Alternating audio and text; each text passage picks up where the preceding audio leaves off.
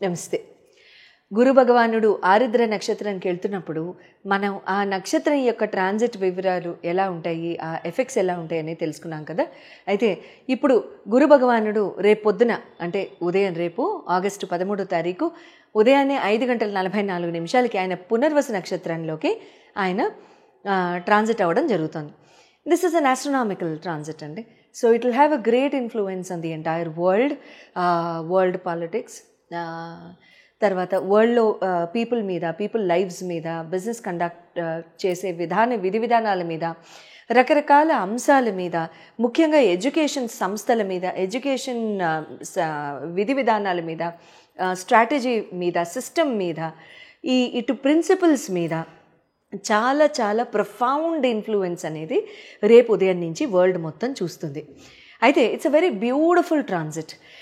గురు భగవానుడు ఆరుద్ర నక్షత్రం మీద ఉన్నప్పుడు జూన్ 14 నుంచి ఆల్మోస్ట్ రేపు ఆగస్టు 13వ తారీఖు పొద్దున్న 5:44 వరకు ఉన్నారని చెప్పుకున్నాం కదా. అయితే ఈ పర్టిక్యులర్ ట్రాన్సిట్ మాత్రం వరల్డ్కి అంత ఫేవరబుల్ ట్రాన్సిట్ అయితే కాదు. వరల్డ్కే కాదు, మానవాళికి కూడా, హ్యూమన్ కైండ్కి కూడా, ఎవ్వరికి కూడా, ఏ జీవికి కూడా అంత పెద్ద కలిసి వచ్చే టైం అయితే ఇది కాదు. ఇక్కడే మనం రకరకాల అంశాలు విన్నాము, రకరకాల భయాలకి హ్యూమన్ కైండ్ లోన్ అవ్వడము. ఎగ్జాంపుల్స్లోకి వెళ్ళొద్దులేండి, because I don't like speaking about negativity. So అటువంటి వాటి మీద ఫోర్స్ ఎక్కువ ఉండడం, ప్రెషర్ ఎక్కువ ఉండడం. ముఖ్యంగా రాహు నక్షత్రాలు ఎవరైతే ఉన్నారో మీరందరూ కూడా కమెంట్స్లో నాకు తెలియజేయండి. I'll not be excited to read, but I'll definitely saying that cases నాకు తెలుస్తాయి. ముఖ్యంగా ఆరుద్ర, శతవిష అండ్ స్వాతి నక్షత్ర, వీళ్ళ ముగ్గురికి కూడా ఎట్లా ఉండింది ఈ 2 months అనేది మీరు చక్కగా తెలియచేయచ్చు. అంటే ఎట్లా ఉంటుంది అంటే బాగా సప్రెషన్కి గురవడం కూడా, లేకపోతే లైఫ్ని పెద్దగా ఎంజాయ్ చేయలేకపోవడం, నిదానంగా వైరాగ్యం కూడిన జీవితంలాగా ఉండడం. అంటే అంటారు కదా, వదిలేండి ఇంకా ఆ సామెత ఎందుకు కానీ, బట్ ఏదో ముభావంగా కాస్త సైలెంట్గా ఉండడం లాంటివి జరిగి ఉంటాయి. అండ్ రిలేషన్షిప్స్ కానివ్వండి, ఫ్రెండ్స్ కానివ్వండి, ఆల్రెడీ మ్యారీడ్ ఉన్న వాళ్ళైతే స్పౌసెస్తో కానివ్వండి, రిలేషన్స్ అయితే ఖచ్చితంగా కాస్త స్ట్రెయిన్ అయ్యి ఉండొచ్చు. మరీ ఇంకా ఆఫ్కోర్స్ మళ్ళీ జాతక ప్రభావాలు కూడా, మళ్ళీ దశల్లో కూడా ఎక్కడా కూడా గురువు కానీ రాహు కానీ ఉంటే ఇంకొంచెం తీవ్రత ఎక్కువ అయి ఉండొచ్చు. అటువంటివి దశలు కనుక లేకపోయి ఉండొచ్చు, సంతోషం. అప్పుడు పెద్దగా ఎఫెక్ట్ కూడా ఉండకపోవచ్చు. ఇప్పుడు గురు భగవానుడు పునర్వసు నక్షత్రం మీదకి వస్తున్నప్పుడు యావత్ ప్రపంచానికి కూడా, including the human kind, systems, government, organisations అన్నిటికీ కూడా ఎలా ఉంటుందంటే ఒక రకమైన అడ్జస్టబుల్ మెంటాలిటీతో, బ్రాడ్ మైండెడ్ ఆలోచనతో, అంటారు కదా thinking out of the box స్పెక్ట్రమ్తో, లేకపోతే చాలా అంటే ముందు చూపుతో, లాంగ్ టర్మ్ విజన్ తో ఆలోచించి నిర్ణయాలు తీసుకోవడం లాంటివి జరుగుతూ ఉంటుంది. It's a good phase.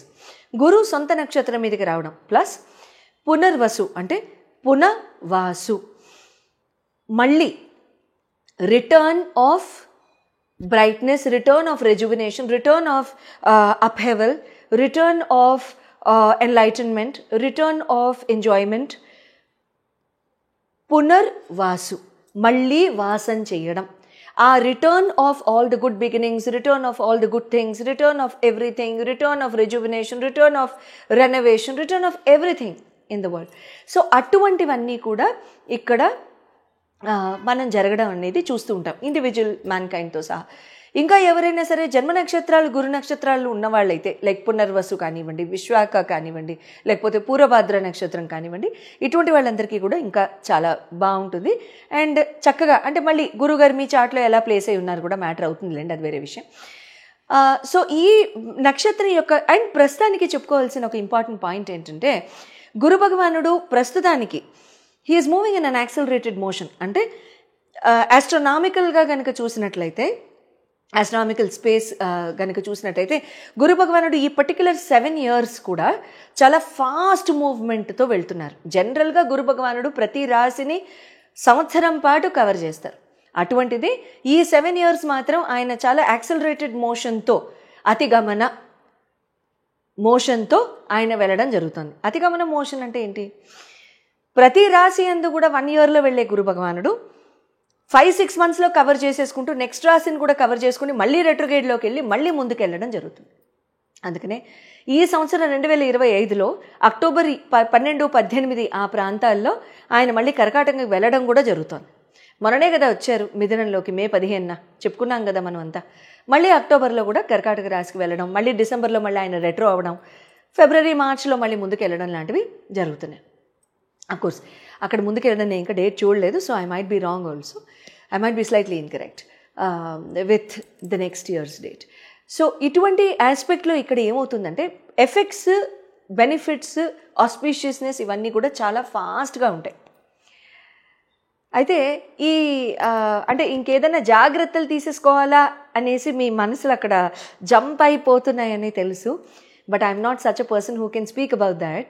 అంటే ఛాలెంజెస్ ఏముంటాయి అనేది నా నోట్లో నుంచి మీరు ఎప్పుడు వినరు, సో అది నేను చెప్పను.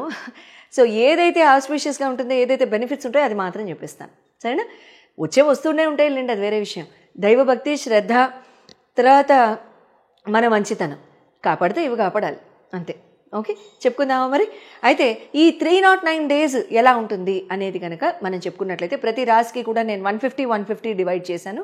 సో 150 days, ఫస్ట్ 150 ఎలా ఉంటుంది, సెకండ్ 150 ఎలా ఉంటుంది అనేది నేను మీకు చెప్తాను. But at the same time each రాశి, ఎవ్రీ రాశి వాళ్ళు మీ రాశిని బట్టి ఏ రకంగా కొంచెం జాగ్రత్త తీసుకోవాలి అనేది, అంటే ఏం చేస్తే ఇంకొంచెం బెటర్ ఆఫ్గా ఉంటుంది, అంటే కేక్ తిన్నట్టుగా ఉంటుంది ప్రతిరోజు అనేది చెప్పుకుందాం, సరేనా? వృశ్చిక రాశి వాళ్ళందరికీ కూడా గురు భగవానుడు పునర్వసు నక్షత్రంలో రావడం వలన ఏ రకంగా ఉంటుందో తెలుసుకుందామా మరి. వృశ్చిక రాశి వారికి గురు భగవానుడు అష్టమ స్థానంలో గోచారం చేస్తూ ఉన్నారు. మే 15వ తారీఖు అంటే ముందు మనం రిలీజ్ అయిన వీడియోలో చెప్పుకున్నాం కదా, ఏ రకంగా జాగ్రత్తగా ఉండాలి, ఏ రకంగా కాస్త మితంగా భోంచేయాలి అనేవి చెప్పుకున్నాం. డైజెషన్ ఇష్యూస్ లాంటివి వస్తూ ఉంటాయి, కాస్త గ్యాస్ట్రిక్ ప్రాబ్లమ్స్ ఎక్కువ అవుతూ ఉంటాయి, లేకపోతే కొంచెం ఇంటెస్టినల్ డైజెషన్ ఇష్యూస్ వలన ఇంటెస్టినల్ ఫీవర్స్ రావడం లాంటివి జరుగుతూ ఉంటాయని చెప్పుకున్నాం కదా.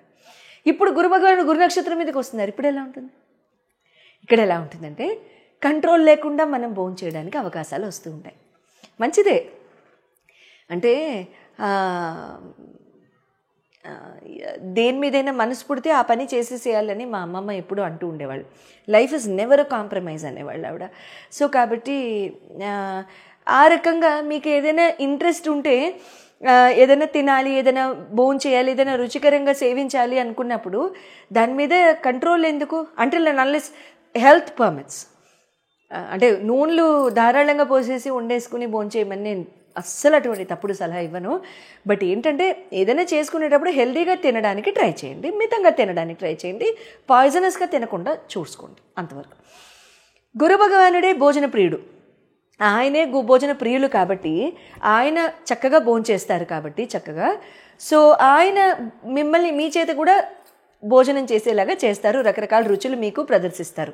He lay down a platter in front of you. So చక్కగా భోంచేయండి, ఒక్కొక్క పీస్ తీసుకోండి, స్వీట్ కానీ ఏదైనా సరే ఎక్కువ తీసుకోకండి.